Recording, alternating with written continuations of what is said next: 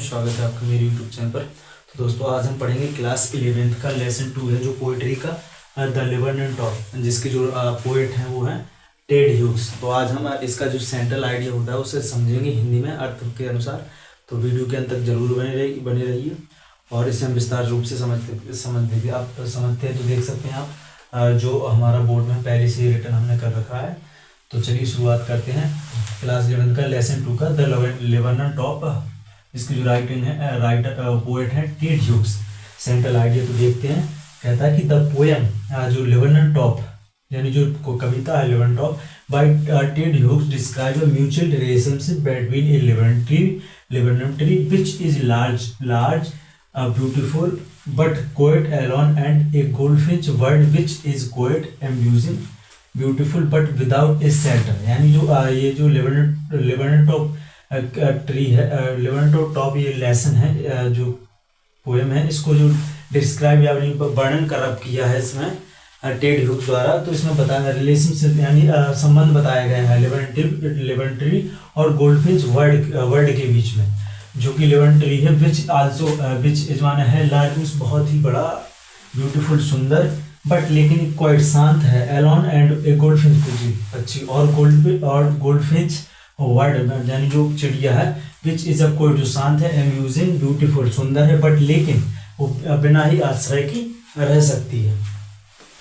उसके बाद है द लेबरनन ट्री गिव्स, जो लेबरनन ट्री का पेड़ है वो गिव्स ट्री गिव्स मींस देता है द हाउस यानी घर, टू द वर्ल्ड यानी चिड़िया को क्या देता है घर, and it's young chicks and और उनके जो जवान चूजे हैं उनको भी क्या देता है, चिड़िया और उनके चूजों को घर देता है। एंड और द बर्ड चिड़िया उन्हें in turn takes away dead silence और जो चिड़िया होती है उसके बदले में उन्हें एक मृत मौन जैसी वॉइस साइलेंस देता है।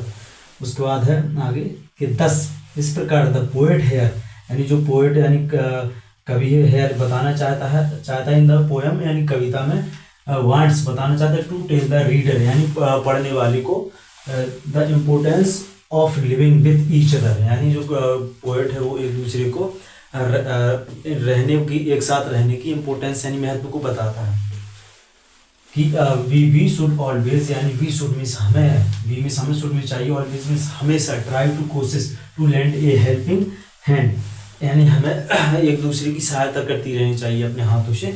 आगे है and the others will also do the same, जिस प्रकार हम दूसरों की सहायता करें उसी प्रकार वो भी हमारी सहायता करें। तो ये था हमारे क्लास 11 का सेंट्रल आइडिया लेसन 2 का। तो हमने विस्तार रूप से समझाया, तो कृपया अपनी नोटबुक कॉपी में जरूर उतारें और आने वाले एग्जाम में भी जरूर अच्छे से लिखें।